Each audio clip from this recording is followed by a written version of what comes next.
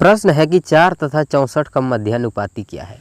दोस्तों ऐसे छोटा छोटा सवाल सभी परीक्षा में लगभग पूछ ही लिया जाता है और थोड़ी सी जानकारी कम होने के कारण इसको छोड़कर चले आते हैं। इसको बनाने में सिर्फ दोस्तों 2 सेकंड का समय लगता है। तो चलिए आज की इस वीडियो में हम लोग पढ़ेंगे रेशियो एंड प्रपोर्शन यानी अनुपात और समानुपात। तो ठीक है दोस्तों, नमस्कार, आप सभी का स्वागत है आपके अपने यूट्यूब चैनल में। तो चलिए बिना देरी किए हुए, बिना समय गंवाए हुए वीडियो को शुरू करते हैं। जैसे सवाल आपके सामने पहले दिख रहा है, कहता है कि 4 तथा 64 का मध्यानुपाती क्या है। मध्यानुपाती जब भी पूछेगा दोस्तों तो आप समझ लीजिए कि रूट अंडर ए बी, ठीक है। इसका फार्मूला होता है रूट अंडर ए बी। तो ए बी मतलब क्या दोस्तों, ए माने शुरू वाला, 4 है ए, ये है बी, ठीक है। 4 है ए, दूसरा वाला है बी 64, ठीक है। तो रूट अंडर ए बी मतलब क्या दोस्तों, रूट अंडर ए हुआ 4 गुना ए बी, बीच में कोई चीज़ नहीं था तो गुना है, ठीक है। ए बी सटा हुआ तो बी के जगह पर 64। यहाँ तक कोई दिक्कत है नहीं। तो 4 का वर्गमूल होता है दोस्तों 2 और 64 का वर्गमूल होता है 8 8 8 64 यानी 8 दूनी दोस्तों 16। 4 और 64 का मध्यानुपाती 16 हुआ आपका आंसर ऑप्शन है। तो दोस्तों कितना देर लगेगा इसमें, इतना बताने में टाइम लगा। आप 1 सेकंड में बता सकते हैं, इसको मार के निकल सकते हैं, लेकिन थोड़ी सी जानकारी इसको नहीं लेने के कारण सवाल को छोड़कर चले आते हैं। तो दोस्तों चलिए आज की इस वीडियो में क्लियर करेंगे। जितना भी सवाल है दोस्तों आपको 100% समझ में आएगा। बिल्कुल आसान तरीके से कम समय में बनाने का तरीका बताऊंगा। चलिए बढ़ते हैं नेक्स्ट सवाल की ओर, देखते हैं अगला प्रश्न क्या है।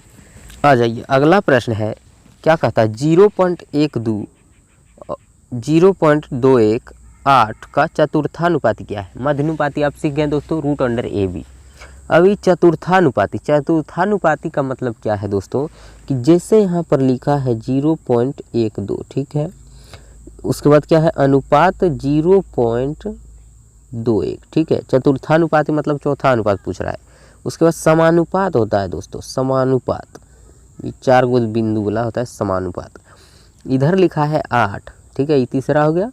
लेकिन अनुपात ये चौथा पूछ रहा है कि ये क्या होगा, हम x लिख दिए, यही चीज़ पूछ रहा है, ठीक है दोस्तों। तो चतुर्थानुपाती जब भी पूछेगा दोस्तों सवाल, तो आप देखिए इसमें क्या होता है। इस केस में, समानुपात का केस में, कि अंदर अंदर गुना और बाहर बाहर गुना होता है, ठीक है। बाहर बाहर गुना कीजिएगा, अंदर अंदर गुना कीजिएगा, ठीक है। जैसे अंदर अंदर गुना क्या है 0.21, 0.21 अंदर अंदर गुना यानी ये वाला 8 से गुना 8। समानुपात का मतलब बराबर होता है दोस्तों, ये बराबर लिख दिए, ठीक है।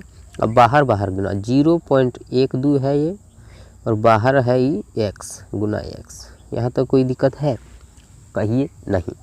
तो ये देखिए 1 2 अंक के बाद दशमलव, 2 अंक के बाद दशमलव से दशमलव हम लोग उड़ा सकते हैं, ठीक है। अब कितना हुआ, काटेंगे 3 से, 3 सत्ते 21 और 3 चौक 12, ठीक है। 4 बार में 4 से कट जाएगा, 4 दूनी 8, 2 बार में, ठीक है। इधर बचा 7 गुना 2, 7 दूनी 14, उधर बचा x यानी दोस्तों इस साइड 14 और उधर बचा x यानी x का वैल्यू यानी चतुर्थानुपात क्या है दोस्तों 14। आपका आंसर ऑप्शन सी।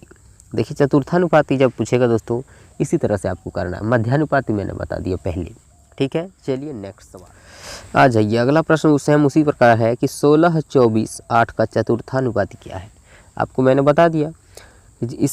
इसको आप देखकर भी कर सकते हैं कि देखिए चौथा अनुपात पूछ रहा है यहाँ वाला, यहाँ कुछ नहीं तो ये x। तो अंदर अंदर गुना यानी 8 24 गुना 8, 24 गुना 8 और समानुपात बाहर बाहर गुना 16 गुना x, ठीक है। सीधा आप कर सकते हैं। 8 से काटिएगा 8 दूनी 16 और 2 से काटिएगा 24 को 12 बार में, इधर बचा 12, इधर बचा x यानी x का वैल्यू 12। आपका आंसर ऑप्शन है। कितना देर लगेगा दोस्तों, चतुर्थानुपात बिल्कुल आप सीख गए हैं।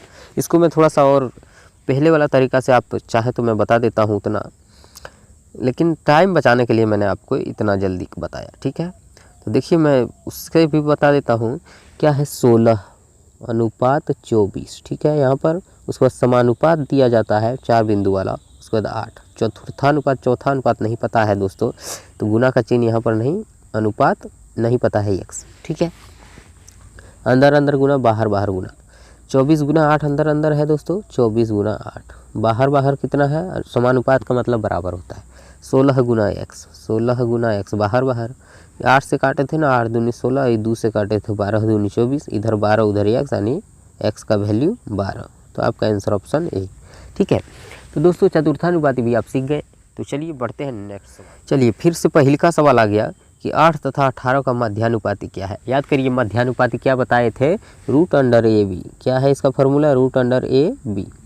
तो ए दोस्तों पहला वाला होता है, दूसरा बी होता है। तो रूट अंडर लिखेंगे, पहला क्या है, ए है 8 और बी कितना है 18। ठीक है, 18 8 कितना होता है, रूट अंडर 18 8 44 144, और 144 का वर्गमूल कितना होता है दोस्तों 12। आपका आंसर ऑप्शन ए। मध्यानुपाती सीख गए आप दोस्तों, बिल्कुल आसान तरीके से, जीवन भर आप भूल सकते हैं इसको, रूट अंडर ए बी नहीं भूल सकते। चतुर्थानुपाती भी सीख गए, तृतीयानुपाती भी सीखेंगे आगे।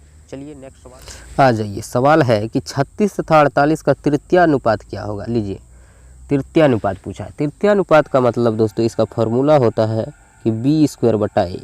ठीक है, तृतीयानुपात क्या होता है, बी स्क्वायर बटा ए। तो बी कौन होता है, लास्ट वाला देखिए, फर्स्ट वाला ये होता है ए और ये होता है दूसरा वाला बी। ठीक है, बी स्क्वायर यानी 48 का स्क्वायर, 48 का स्क्वायर को हम लिख सकते हैं 48 गुना 48 दो बार, और नीचे ए है, ए कितना है 36। ठीक है, 12 से काटेंगे, 12 तिया 36, और 12 से काटेंगे 12 चौक 48। ठीक है, 3 से इसको काटेंगे, 16 तिया 48 ना, 16 बार में, तो 16 चौका कितना हो गया दोस्तों 64, यानी तृतीयानुपात इसका क्या है 64। आपका आंसर ऑप्शन ए। तृतीयानुपात का फॉर्मूला याद रखिएगा दोस्तों, बी स्क्वायर बटा ए। ठीक है, तृतीयानुपात, चतुर्थानुपात, मध्यानुपात, ये तीनों चीज़ आप सीख चुके हैं। चलिए बढ़ते हैं नेक्स्ट आ जाइए। सवाल अब है कि 1400 रुपये को पी क्यू और आर के बीच 2:7:5 के अनुपात में बांटा गया, तो आर का हिस्सा क्या होगा। लीजिए 1400 रुपये टोटल है दोस्तों, क्या है पी क्यू आर। यहाँ पर मैं आपको लिखकर बताता हूँ, पी क्यू और क्या है आर। ठीक है, इसका दिया है कि 2:7:5 में बांटा गया 1400 रुपया को। टोटल रुपया कितना है 1400 दोस्तों। ठीक है, 1400 हम यहाँ पर लिख लेते हैं, और टोटल जब दिया है 1400 तो इसका अनुपात का भी टोटल करेंगे। ठीक है, 7 2 9 9 5 14, 14 टोटल है, अनुपात में है जब 14 टोटल दोस्तों, तो 14 से टोटल से भाग देना है। ठीक है, टोटल ये है 1400, तो टोटल सबको जोड़ेंगे, उससे भाग, और किसका हिस्सा पूछा है दोस्तों, पूछा है आर का हिस्सा। आर का हिस्सा क्या है यहाँ पर 5, तो 5 से कर दीजिए गुना। तो 14 से 1400 को काटेंगे 100 बार में, 100 गुना 5 होगा दोस्तों 500, यानी इसमें जो है आर का हिस्सा 500 होगा। आपका आंसर ऑप्शन ए। ठीक है, उम्मीद करते हैं इस चीज़ को भी आप समझ गए होंगे। चलिए बढ़ते नेक्स्ट सवाल पर, फिर समझेंगे। आइए सवाल का कहना है कि कुछ धन राम, मोहन और सोहन के बीच 3:4:5 के अनुपात में बांटी गई। अगर मोहन का हिस्सा राम के हिस्से से 900 रुपया अधिक है, तो सोहन का हिस्सा क्या होगा। लीजिए क्या है, राम है, पहली बार हम आर से लिखते हैं उसको, मोहन है उसको एम से लिख देते हैं, और सोहन है एस से लिखते हैं। यहाँ तो कोई दिक्कत नहीं है। उसका अनुपात क्या दिया हुआ है दोस्तों, 3:4:5। ठीक है, कहना क्या है सवाल का कि अगर मोहन का हिस्सा राम के हिस्सा से 900 अधिक है, ये मोहन का हिस्सा जो है राम का हिस्सा से 900 अधिक है। कितना अधिक है 900, लेकिन यहाँ अनुपात में देखिए कितना अधिक है, 1 अधिक है। 3 से 4 कितना अधिक है, राम का हिस्सा से मोहन का हिस्सा 1 अधिक है। अनुपात में 1 अधिक है, जबकि रियल में 900 अधिक है, तो 1 अधिक है 1 से भाग। ठीक है, और दोस्तों क्या कहता है, तो सोहन का हिस्सा अनुपात में है 5, तो दोस्तों 5 से कर दीजिए गुना। ठीक है, 900 1 से काटेंगे 900 होता है, 900 गुना 5 9 5 4500 रुपया जो दोस्तों होगा इस सोहन का हिस्सा होगा। बिल्कुल आप आसान तरीके से समझ गए हैं। लीजिए मैं फिर से एक बार मैं बता देना चाहूँगा कि जैसे यहाँ सवाल का कहना क्या है कि अगर मोहन का हिस्सा राम का हिस्सा से 900 अधिक है, मोहन का हिस्सा राम का हिस्सा से रियल में 900 अधिक है, अनुपात में देखिए मोहन का हिस्सा राम का हिस्सा से कितना अधिक है, यहाँ देखिए 3 से 4, यानी अनुपात में 1 अधिक है। अनुपात में है अधिक 1, जबकि रियल में है 900। ठीक है, तो अनुपात 1 का मान 900 दोस्तों, तो सोहन का पूछा अनुपात 5 का मान निकालना है। तो लीजिए अनुपात 5 का मान निकालने के लिए क्या करेंगे, 900 अनुपात 1 इधर नीचे आ जाएगा और 5 से गुना हो जाएगा, 9 5 4500 दोस्तों, यही हो जाएगा आपका आंसर, सोहन का हिस्सा, ऑप्शन बी। उम्मीद करते हैं इस चीज़ को भी आप समझ गए हैं। चलिए नेक्स्ट सवाल को देखते हैं कैसा है। आ जाइए, सवाल है कि कुछ धन ए बी सी के बीच 5-6-4 के अनुपात में बांटा गया, तो ए का हिस्सा कुल धन का कितना प्रतिशत होगा। लीजिए, प्रतिशत होगा पूछा है तो बात ठीक है दोस्तों। अगर पूछता कुल धन का कितना रुपया होगा तो इसको हम नहीं निकाल सकते थे, अपर्याप्त आंकड़ा हो जाता। ठीक है, क्योंकि रुपया कहीं दिया नहीं है, 200, 500, 1000, करोड़ कुछ भी नहीं। तो दोस्तों प्रतिशत निकाल सकते हैं, भाग निकाल सकते हैं, लेकिन रुपया कहेगा वहाँ पर आंसर डी आई हो जाएगा, क्योंकि रुपया कहीं सवाल में दिया ही नहीं है।